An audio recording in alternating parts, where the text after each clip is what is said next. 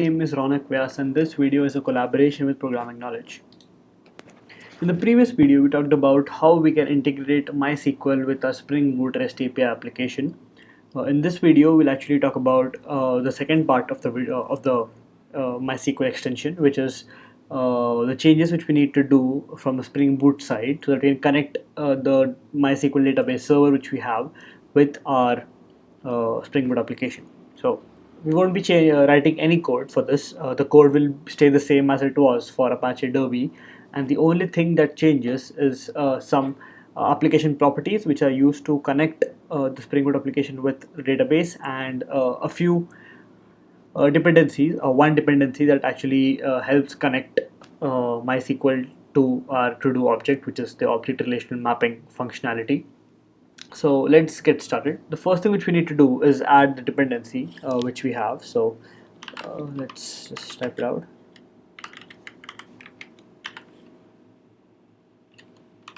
And the dependency is going to be having a group ID, of course. So group ID,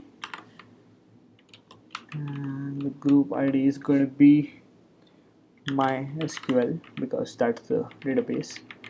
And then we have artifact ID, and the artifact ID is MySQL connector Java. Yeah, and just to give it a scope, just to scope runtime. Okay, so this is the dependency which we need to make sure that MySQL knows which class to use to create an object relational mapping from. So this is how you connect MySQL to Java.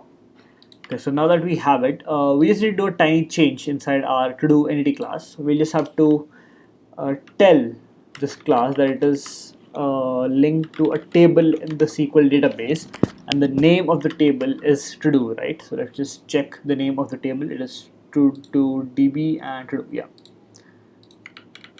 So once we do this, we see that we add the persons table import, and this tells MySQL which class to look at. So it'll scan all the annotations. It'll scan the table annotation, which is linked to the ToDo table inside MySQL. So this ToDo entity is going to be mapped to the table. So yeah, just a quick change, the only change in the code. Okay, so now that we have our dependencies and we have made that single change, let's actually go and let me just delete this and we'll just create it again. So we need to have a few properties inside our Spring Boot application, and these properties actually decide how we access and what kind of databases that we access. So this is called as you have already seen, application.properties. So let's create that right now. So application.properties, and make sure the spelling is right. Click finish. So this here you can override all the default settings by a Spring, and you can have your own custom databases, custom build procedures, all of that. So let's write this to connect to our MySQL server. So since we have the ToDoDB database or schema, so let's connect to that first. So we have spring.data source.url equal to, let me just copy the address to the server, and it's ToDo TP. Great. So the first thing is basically the syntax, right? Whether the syntax is actually correct or not. So I'll have a link in the description where you can see the official syntax for this, you know what is happening and why. So let's just see this for now. Yeah, no error. And next we need is the username and password. So let's just remove this and this. So we need the password and we need the username. So the username is root, and as I change my password to password, that is what I'll be writing. But obviously there are better ways to write this point. The next thing which we need to do is tell which implementation to use. So since we are using MySQL database and we're using the JPA repository, but we're using only an interface, we need to select which implementation do we want. So there are a lot of implementations for this, but the most commonly used is Hibernate. So we'll be using that. So we just add that piece of property here.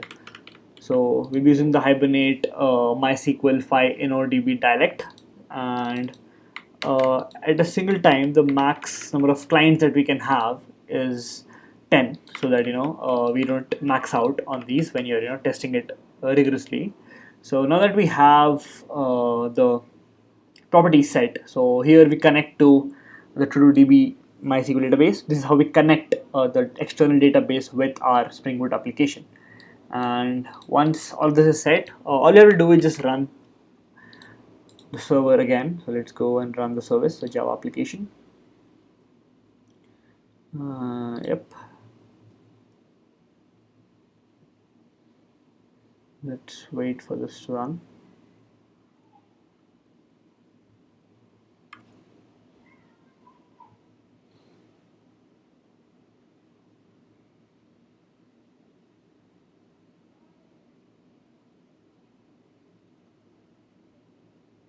So this is establishing the connection, and so I think we got some errors. Let's see them first. What the errors are: could not create connection. Okay, let's see what caused that issue. So right here, let's go up. ToDo is right. Yep. And Hibernate max full size 10. Now this is looking good as well. Let's see what the error was. So if you go to Spring Tool Suite and see the error, could not create the connection because that cut. I got to know what the problem is. So in our pom.xml here we need to add the version as well. So it's a version issue here. So let's add the version, which is 8.0.11, and just let go of the errors for now. So if these errors pop up, all you have to do is ignore the warning for now, and let's run the application again. So let me just check the version again.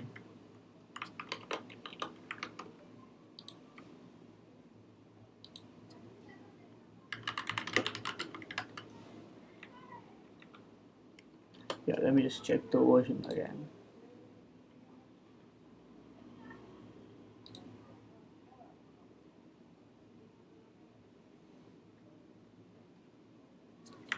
So I think, yeah, 8.0.11 should work. And let's run as application.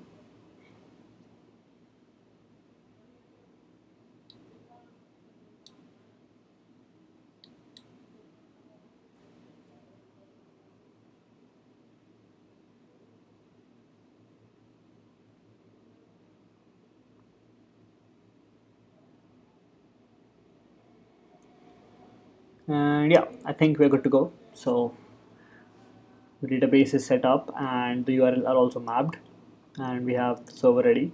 So I have already added nothing here, so let me just add some things. Go to post. Let's add two first, just for the heck of it.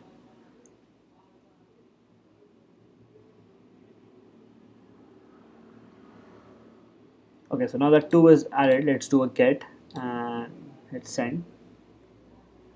As you can see, we get 2 back. So this is how, without updating any single piece of code, we're able to actually integrate MySQL with our REST API application. So that was it for this video. In the next video, I'll show you how you can actually use PostgreSQL as well, so that you can know how easy it is to work with multiple databases using Spring Boot. So thank you for watching, and I'll see you in the next one.